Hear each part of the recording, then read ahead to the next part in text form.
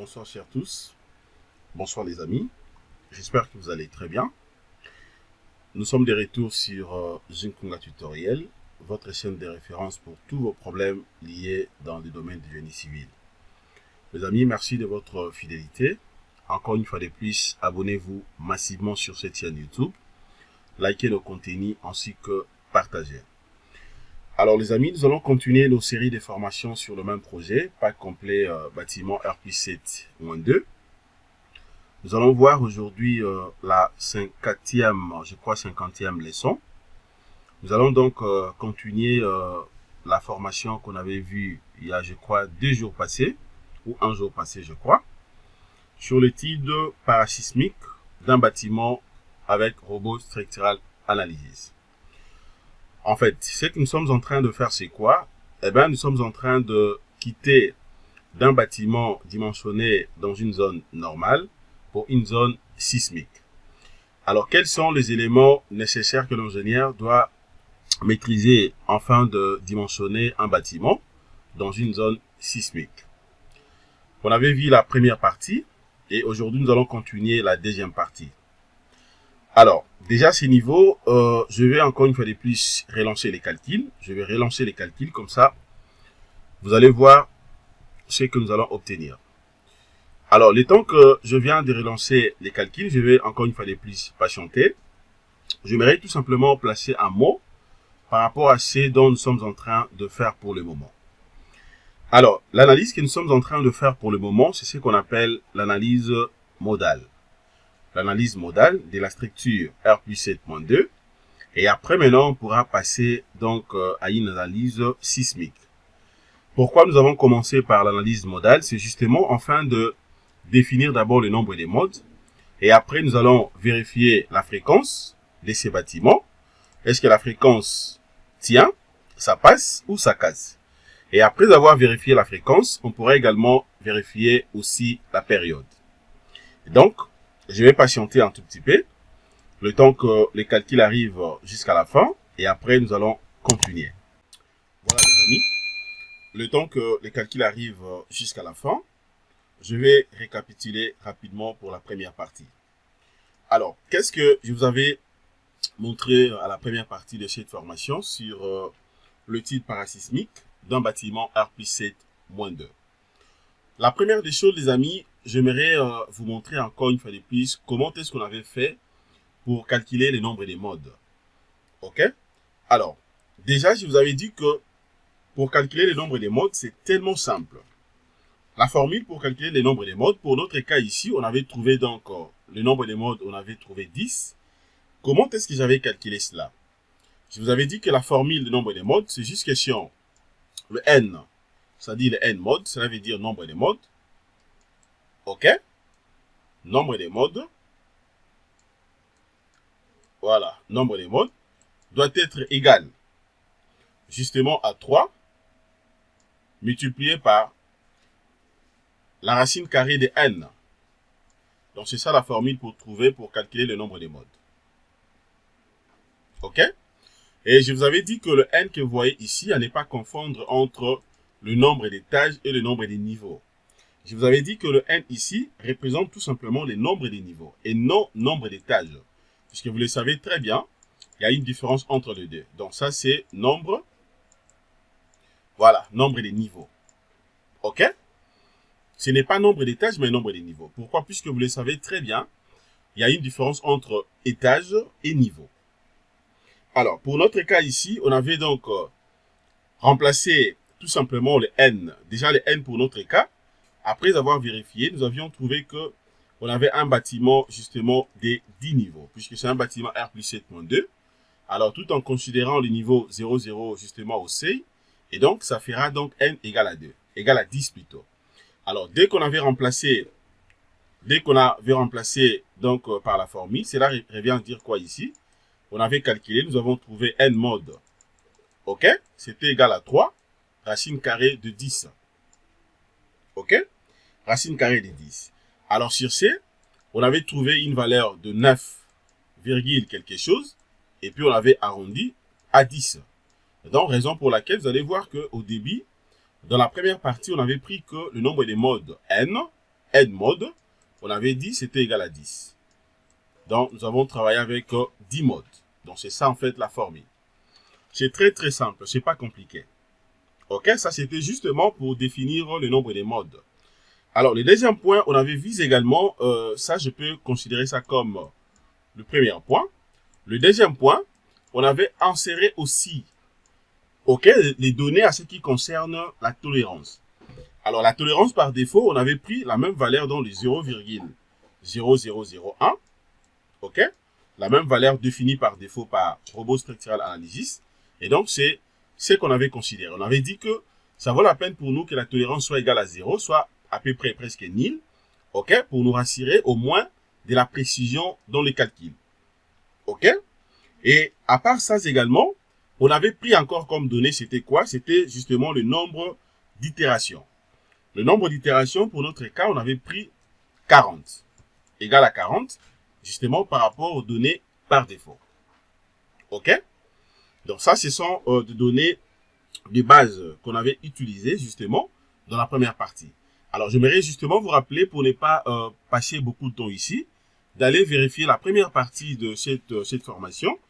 OK? Justement sur donc, le type parasismique d'un bâtiment R+7-2. Vous allez comprendre tout ce que je viens de mettre ici. Alors, qu'à cela détienne les amis, si vous êtes prêts, après avoir relancé les calculs, suivez-moi et nous allons continuer donc la deuxième partie.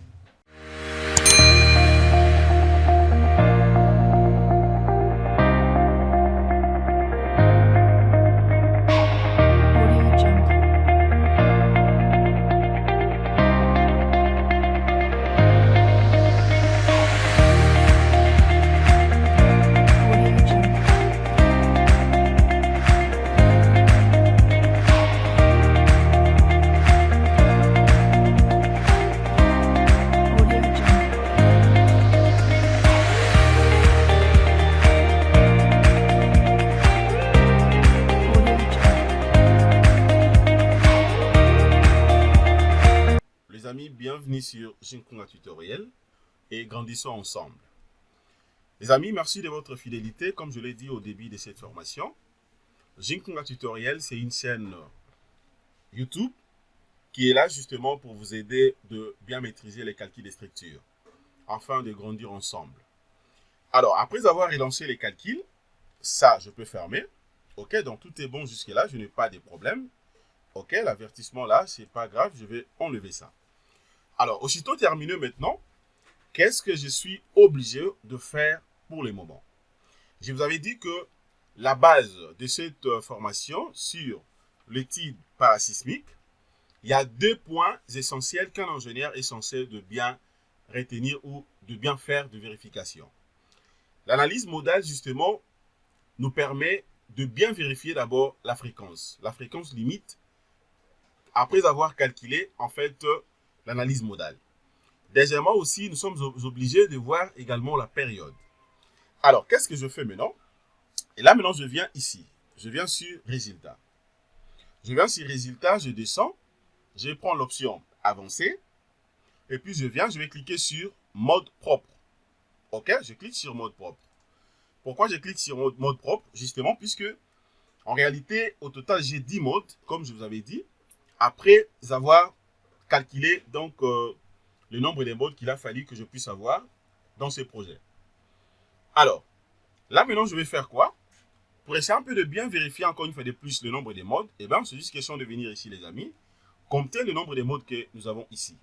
Ça fait 10. 1, 2, 3, 4, 5, 6, 7, 8, 9 et puis 10 modes. OK? Donc là, j'ai 10 modes, je n'ai pas de problème. C'est pour dire que jusqu'à ces stades, je n'ai pas en tout cas de problème. Alors maintenant, à ce niveau, je vais faire quoi? Je suis maintenant obligé de faire quelques vérifications. OK? Alors, la question est de savoir qu'est-ce qu'il faut vérifier.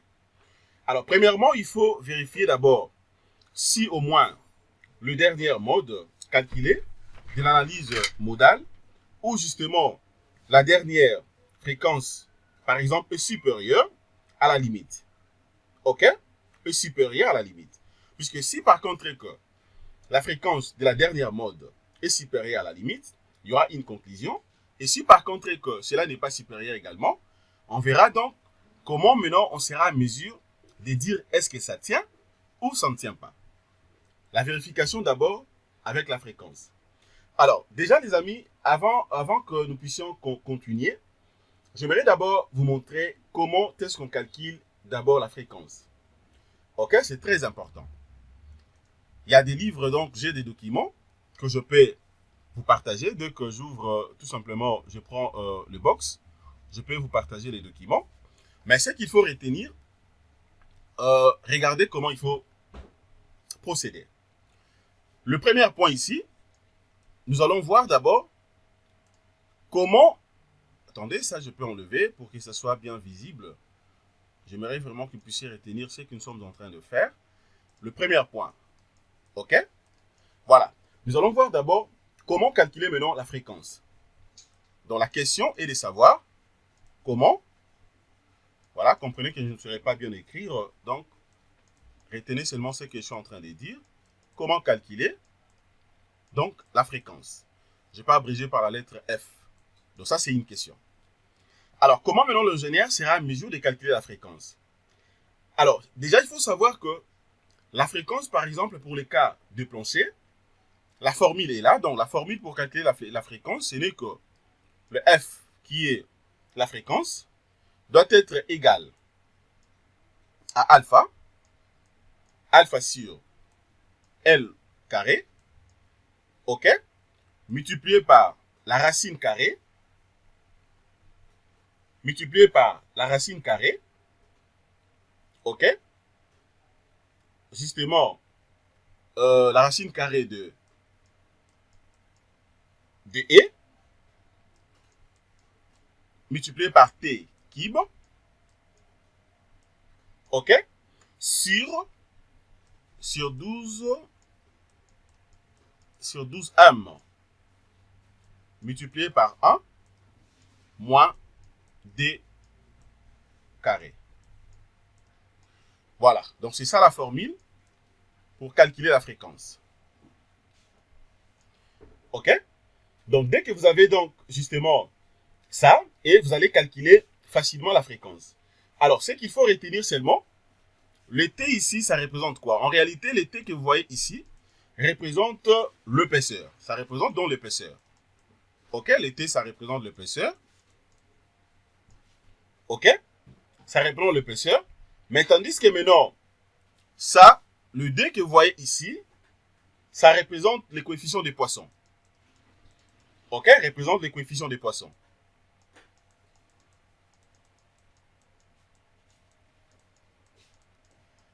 Voilà, représente les coefficients des poissons. Alors, maintenant, étant donné que la formule est connue, ça c'est la racine carrée, donc je peux ramener ça de l'autre côté. OK? Maintenant, qu'est-ce qu'il faut savoir? Et l'ingénieur maintenant est censé de comparer la fréquence limite à la fréquence calculée. Alors, déjà ici, vous allez voir que, d'autant plus que je viens de lancer les calculs, en réalité, ce que le robot me donne, c'est ce qu'on appelle la fréquence calculée. C'est le FC. La fréquence calculée, c'est comme on fait également pour calculer la contrainte, dit justement à la descente de charge d'un bâtiment. OK? La contrainte calculée doit être inférieure à la contrainte admissible du sol pour que les bâtiments soient résistants. Mais si par contre que la contrainte calculée est supérieure à la contrainte admissible du sol, c'est-à-dire que là, il y a un danger. OK, l'ingénieur peut voir, peut vérifier d'abord cet écart. Si ce n'est pas grand, on peut donc peut-être utiliser d'autres méthodes, par exemple remanier les sols ou d'autres types de méthodes, justement pour essayer un peu de renforcer la capacité portante du sol. Mais si vraiment que ça dépasse largement, eh ben, c'est là où on peut soit changer donc, le type de fondation. OK, par exemple. Et donc, c'est presque le même principe. Alors, à ce niveau ici, déjà, ce qu'il faut savoir au moins, la fréquence limite. La fréquence limite, comment calculer, en fait, qu'est-ce qui est la fréquence limite pour ces cas précis ici? Il faut savoir que la fréquence limite, le FL, qui est la fréquence limite, OK? La fréquence limite OK? Et de 5 et de 5. Regardez. À ne pas confondre la fréquence limite à la fréquence calculée. À ne pas confondre les deux. La fréquence limite à la fréquence calculée. C'est différent. C'est vraiment différent. OK? Donc l'ingénieur doit veiller de manière à ce que la fréquence limite soit respectée. Puisque si par contre que vous ne tenez pas compte de ça, ça sera un peu compliqué pour vous. Donc c'est un peu ça. Donc là maintenant vous avez donc la fréquence limite de 5. Comme je viens de le dire tout à l'heure, ça c'est la fréquence limite. Donc, cela stipule quoi?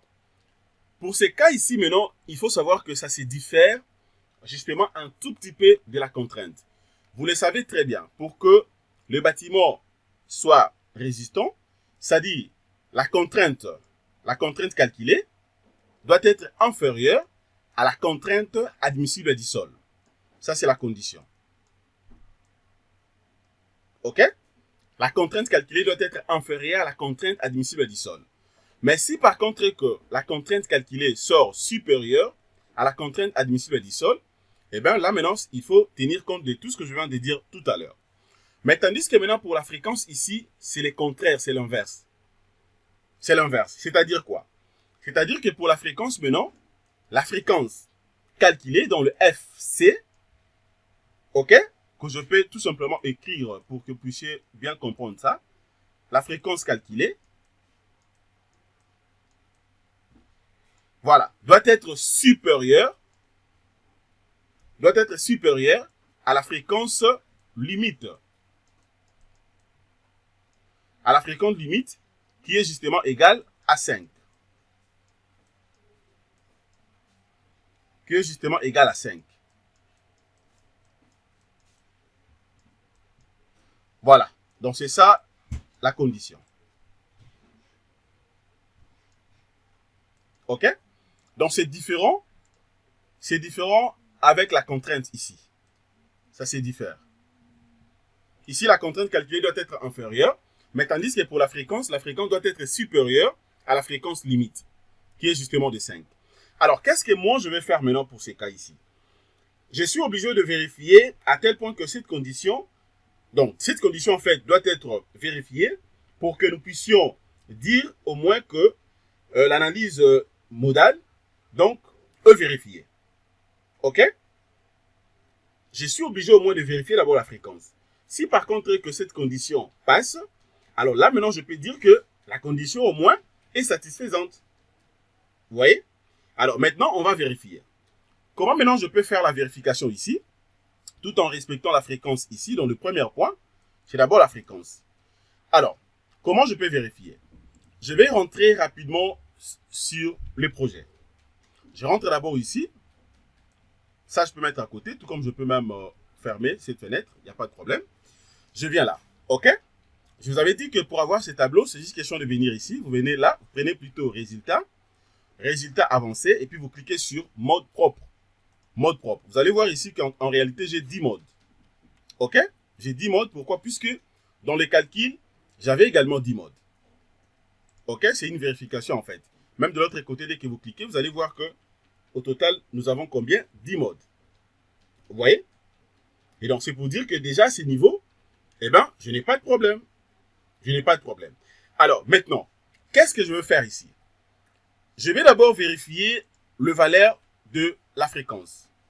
Vous allez remarquer qu'en réalité, ici, j'ai combien de colonnes? Puisqu'il faut bien faire la lecture. C'est ça aussi les grands soucis avec Robot Structural Analysis. Je le dis à chaque fois. Le logiciel Robot Structural Analysis, c'est un logiciel très puissant, très performant. Mais des fois, mal utilisé. OK? Des fois mal utilisé. Raison pour laquelle il faudrait que vous puissiez bien suivre, donc suivre en fait des bonnes formations pour ne pas commettre des erreurs pendant que vous allez commencer donc, pendant que vous calculez en fait vos projets. Regardez par exemple ici. En réalité, j'ai combien de colonnes? J'ai 1, 2, 3, 4, 5, 6, 7, 8, 9, 10, 11. J'ai 11 colonnes. Alors, moi, je vais d'abord commencer par la fréquence. Je vais chercher maintenant la colonne de la fréquence ici. Eh bien, je vois très bien la colonne de la fréquence, c'est ça. Vous voyez? Je vois très bien la colonne de la fréquence est là. Donc là, c'est bon. Les amis, suivez ça très très bien. Ce n'est pas compliqué. Ce n'est pas compliqué. C'est ici où les Romains s'empoignardent. Ce n'est pas compliqué. Pourquoi j'insiste? Puisque ici, je suis en train de procéder pour dimensionner en fait un bâtiment dans une zone sismique. Ce n'est pas la même chose, c'est différent. Dans une zone sismique, je suis obligé d'abord de respecter disons comment, la fréquence. Je dois faire des vérifications qui vont me confirmer au moins que tout est OK. J'ai commencé d'abord avec l'analyse modale. Je vérifie la fréquence et après, je vais vérifier encore la période. Et si le 2 passe, et après maintenant, je pourrai également voir comment faire maintenant l'analyse sismique. Si ça ne passe pas, je saurai ce que je suis obligé de faire. Soit je peux renforcer en fait des bâtiments. OK? Je vais vous montrer ce qu'il faut faire. Vérifions d'abord. Et là, je vois très bien le valeur de la fréquence est là. Déjà ici, je vois que dans le premier mode, la fréquence est de 0,65. Deuxième mode, la fréquence est de 0,81. Troisième mode, la fréquence est de 1,11. Quatrième mode, la fréquence est de 2,05. Cinquième mode, la fréquence est de 3,12. Sixième mode, la fréquence est de 3,61.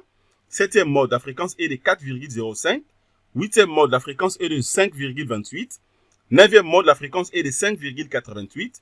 Dixième mode, la fréquence est de 6,30. Vous remarquez très bien que la fréquence varie selon l'ordre donc décroissant. C'est-à-dire de plus petit au plus grand. Vous voyez? De plus petit au plus grand. Alors, qu'est-ce que moi je fais maintenant? À ce stade, je suis obligé de vérifier maintenant la fréquence, justement avec la valeur que moi j'ai ici. OK? Donc, c'est ça en fait la procédure.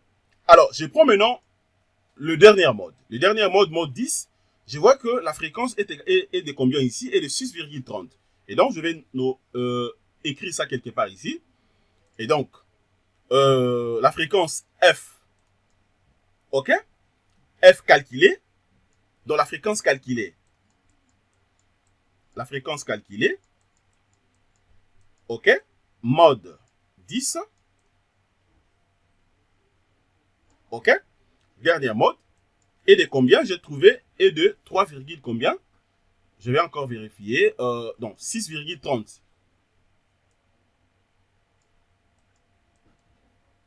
Voilà. Et de 6,30. Donc, c'est ça la fréquence calculée. Vous voyez, les amis, comment je vérifie ça? J'ai donc la fréquence calculée, qui est de 6,30. Maintenant, je vais comparer cette fréquence à la fréquence limite. Déjà, vous allez voir que, rien qu'en regardant, je vois que là, ça passe. Regardez. La fréquence limite, je vous avais dit que la fréquence limite est de combien? Est de 5. D'où, par conclusion, je vais dire quoi? La fréquence calculée, OK? Donc, fréquence calculée, mode 10, trouver égale à 6,30. 6,30. OK? Et donc, cette fréquence sort supérieure à la fréquence limite. Sort supérieure à la fréquence limite qui est égale à 5. Qui est égale à 5. Voilà. Donc, déjà, les amis, à ce niveau, je peux dire que la première vérification tient. Là, ça marche, il n'y a pas de problème. Et donc, ici, je peux mettre directement OK. OK? Donc là, ça passe. Il n'y a pas de problème. OK? Vous avez vu que on a donc vérifié le dernier mode. Sa fréquence qui était justement de 6,30 sort supérieure à la fréquence limite. Donc là, déjà, c'est bon. Il n'y a pas de problème. Donc, par conclusion, dans le mode que nous venons de vérifier, tout est bien normal. Il n'y a pas de souci. C'est fini avec la fréquence. Alors, le deuxième point maintenant, je vais voir également la période. Deuxième point maintenant, je vais vérifier la période. Regardez comment je vais faire avec la période. Voilà, donc je prends d'abord ça. Ça également. Voilà. Le deuxième point, vérifions maintenant la période.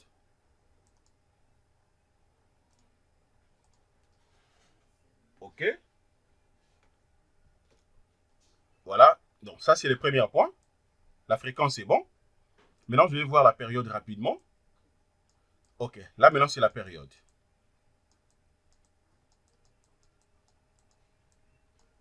Voilà. Alors, pour la période, maintenant, qu'est-ce que je suis obligé de faire?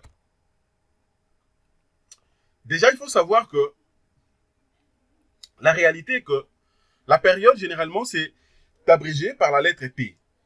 Donc, T, ça représente la période. OK? Voilà, ça représente la période. Alors, déjà, ce qu'il faut savoir au moins, parmi les conditions, il faudrait que la période calculée doit être inférieure à la période limite. OK? C'est l'inverse maintenant de la fréquence. Pour la fréquence, la fréquence calculée devait être supérieure à la fréquence limite. Mais tandis que pour la période maintenant, la période, c'est-à-dire quoi? Le TC, la période calculée. Voilà, donc la période calculée doit être inférieure à TL. C'est-à-dire la période limite. Donc, c'est ça la formule pour la période. OK?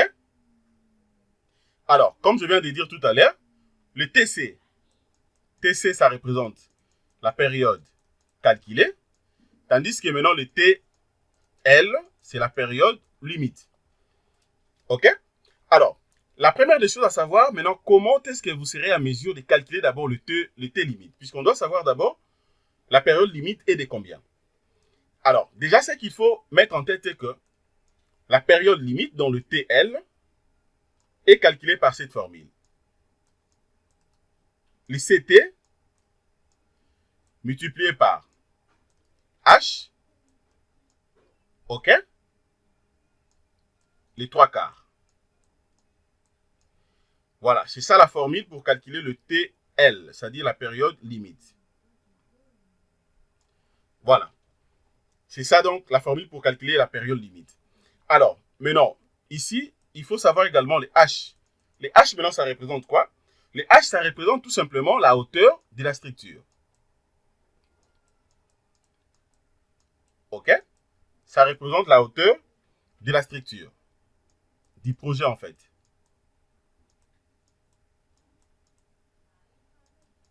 Voilà.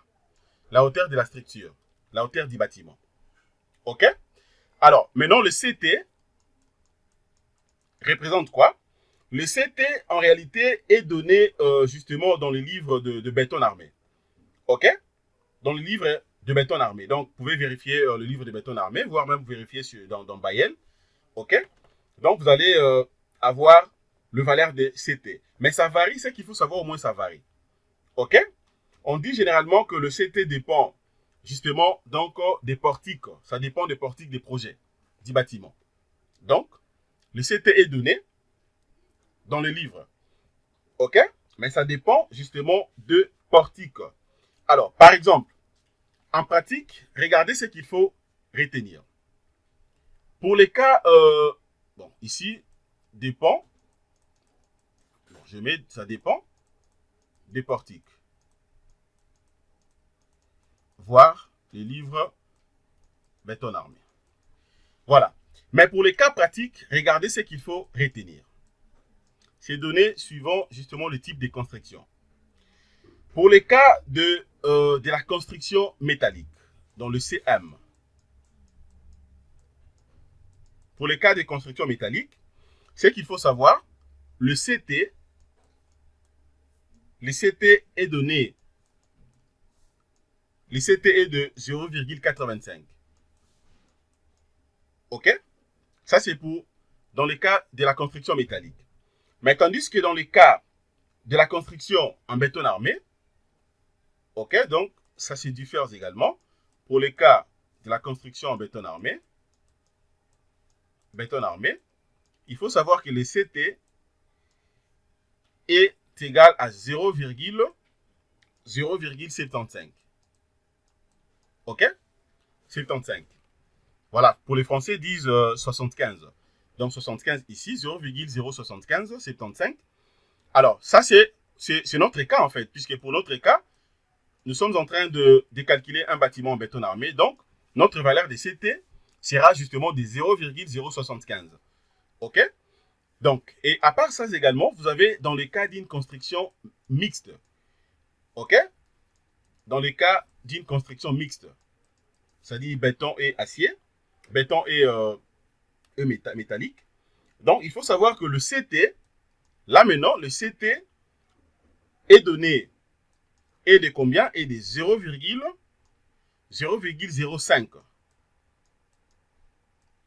Voilà, 0,05. OK?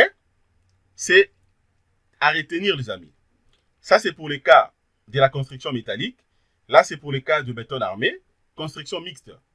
OK, mais pour notre cas ici, donc j'aurai 0, on va travailler avec CT égale à 0,075.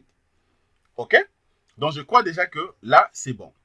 Alors, maintenant, dans notre cas pratique, étant donné que le portique en béton armé est en béton armé, donc nous allons travailler avec ça. Qu'est-ce que je fais maintenant? Avant de calculer avec la formule que je vous ai montrée ici, je suis obligé d'abord de trouver rapidement les H. Les H ici, puisque je vous avais dit que les H ici représentent tout simplement la hauteur de la structure. Je dois d'abord trouver rapidement les H. Et donc, comment maintenant nous allons trouver H? Eh bien, je suis obligé de rentrer au niveau de la structure. OK? Je peux rentrer au niveau de la structure.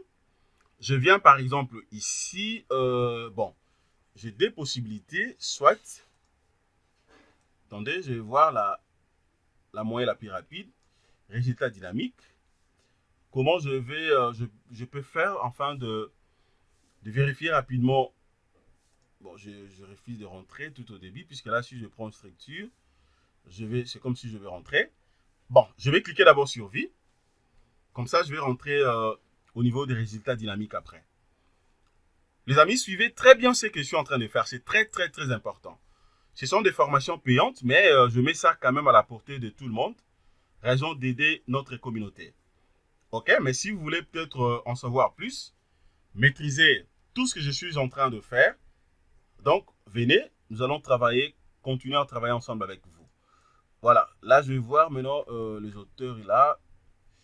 Attendez, je vais... bon, pour faire simple, je crois que c'est important d'aller voir par exemple la structure. Bon, je viens d'abord ici. Bon, je prends d'abord étage. OK, je peux voir ça à partir des étages ici. C'est beaucoup plus mieux. Voilà, je vais patienter d'abord. Ici, j'aurai quand même la possibilité de voir ça directement. OK, au lieu de quitter, donc je vais seulement vérifier la valeur H de la structure et de combien. Vous voyez, ça c'est un raccourci. Hein, donc, ce logiciel, c'est un logiciel très, très, très, très avancé pour les ingénieurs civils, les ingénieurs en bâtiment et travaux publics aussi. OK, pour tout le monde en fait. Même les architectes, il y a aussi des architectes qui travaillent bien, qui calculent aussi bien. Comme nous aussi, les ingénieurs qui tracent très très bien. Moi-même, je trace très bien. Quand aussi je trace en tout cas, et je fais ça bien. OK, puisque j'ai beaucoup travaillé avec dans des cabinets architecturaux. Voilà, je vais patienter là. Ça peut prendre quelques minutes, mais moi, je patiente. Et donc, je suis en train de patienter justement pour avoir la valeur des H. Voilà. Donc, là, maintenant, je vais vérifier. Regardez. OK, je vois très bien ici que la hauteur totale ici, ça fait 34 mètres. OK, ça fait 34 mètres. Donc, c'est bon. 34 mètres ici. Donc, je retiens seulement cette hauteur de 34 mètres. Alors, maintenant, attendez un instant. Je vais descendre. Là, c'était 3, 3, 3, 10, ainsi de suite. OK. Voilà, exactement. OK, étage numéro 8, 34 mètres. Donc, c'est déjà bon. Je ferme. Je vais rentrer au niveau de résultat. Donc, là, je retiens que H égale 34 mètres. OK? H égale 34 mètres. Voilà. Alors, Après ça, maintenant, ce que je vais faire, c'est quoi? Eh bien, je suis maintenant obligé de calculer. OK? Je vais maintenant calculer.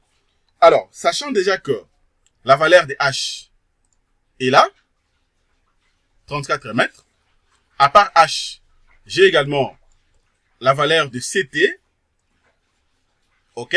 0,075. C'est-à-dire quoi? Je peux déjà calculer, donc, le T limite. La période limite ici. Et donc, la période limite maintenant sera égale à quoi? Donc, le T limite.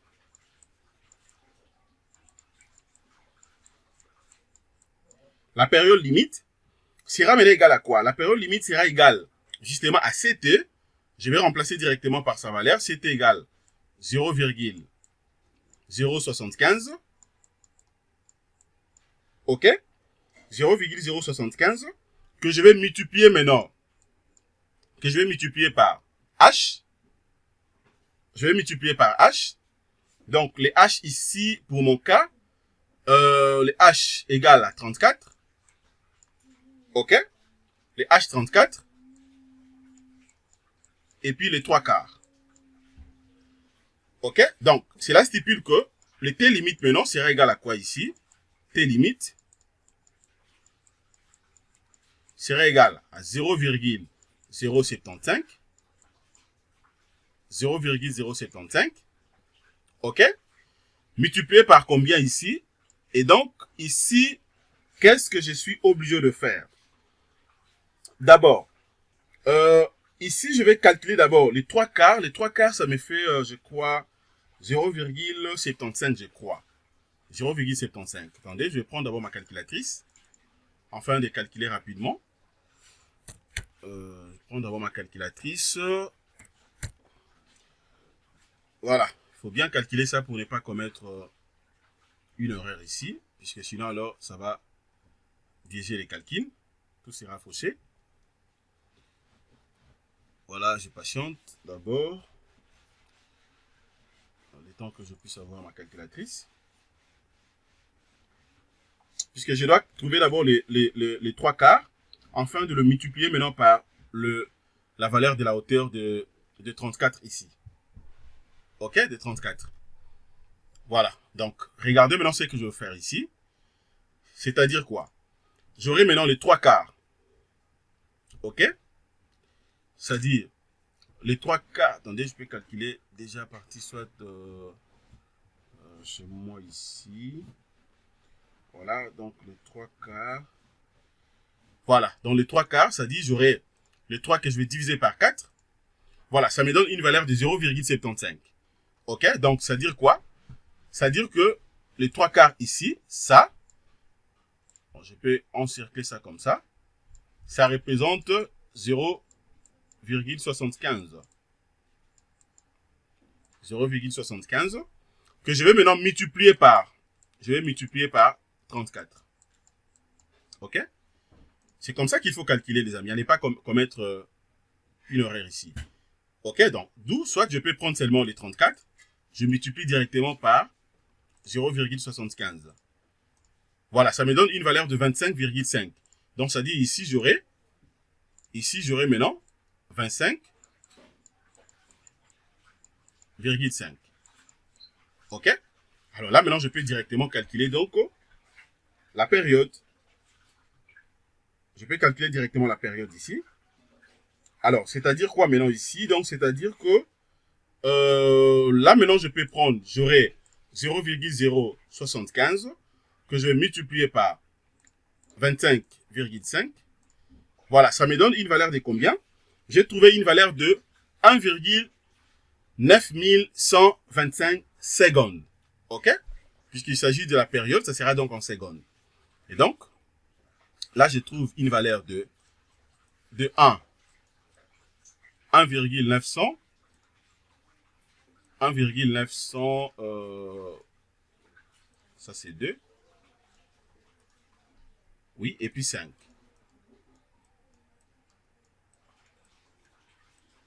Secondes. Attendez, il faut que je vais écrire ça bien, puisque là, c'est pas clair. Je veux que ça soit clair pour ne pas vous embrouiller, les amis. Je vous aime tellement beaucoup. J'aimerais que vous puissiez maîtriser tout ça gratuitement. Donc, là, c'était 1,91 et puis 25 secondes. Et puis 25 secondes. OK? Et puis 25 secondes. Voilà. Regardez déjà, donc, ce que moi j'ai trouvé ici. OK?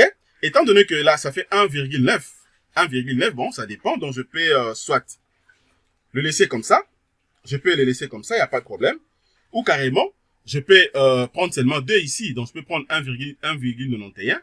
Ou bien, je prends, donc, T limite, la période limite, calculée, pour mon cas ici, est de 2 secondes. Voilà, et de 2 secondes. OK?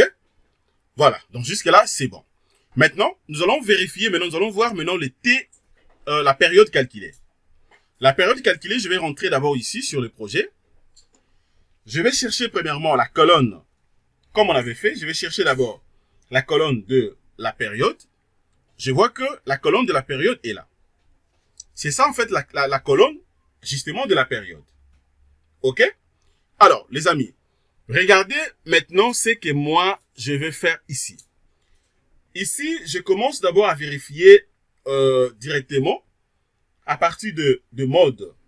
OK? À partir de mode que moi j'ai ici. Comment je vais faire? À ce niveau, je vérifie d'abord pour le premier mode. OK? Je vérifie pour le premier mode. Regardez déjà la période que moi j'ai ici. Vous voyez les amis? Regardez la période que j'ai ici. OK? C'est pour dire que déjà à ce niveau ici, je vois que la période trouvée est de 1,53 secondes. Et de 1,53 secondes. Et donc, cette période est inférieure qu'à la période limite. Et donc, là, je vois déjà que ça passe. OK? Puisque la formule est que la période calculée doit être inférieure à la période limite. Et donc, il faut bien comprendre ça ici. OK? Puisque là, je vois que la période calculée, on a trouvé une valeur de 1,53. Voilà, je vais d'abord mettre ça à côté ici pour que ce soit clair. Donc, la période calculée, T calculée. OK. Nous avons trouvé une valeur de combien? De 1,53.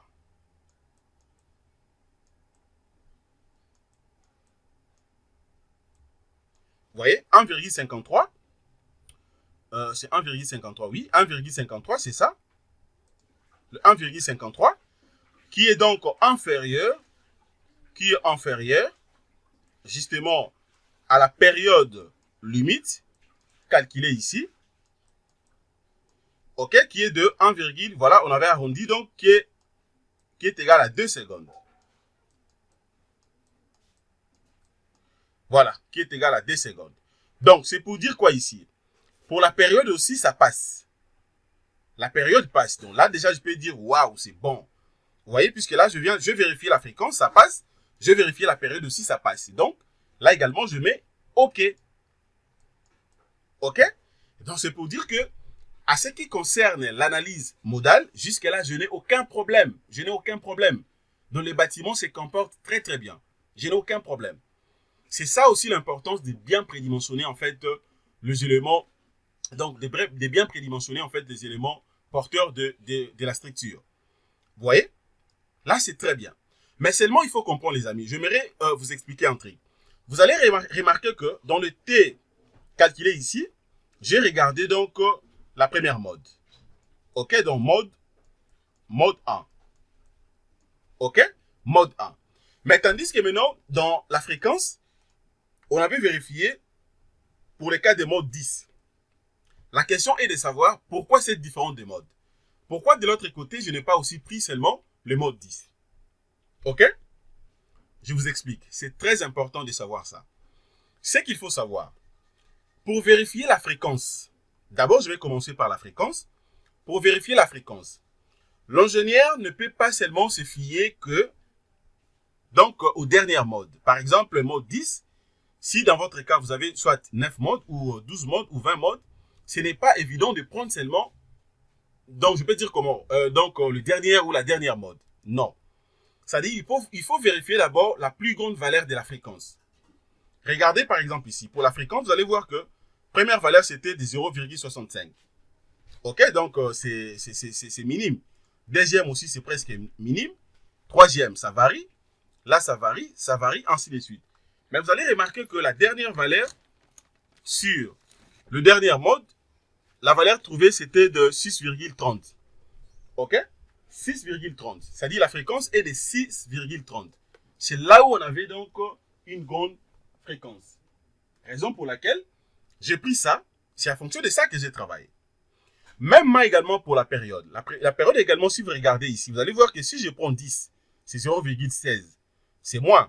0,17, c'est moins. 0, ainsi de suite. Donc, c'est comme si que la période, c'est l'inverse entre les deux.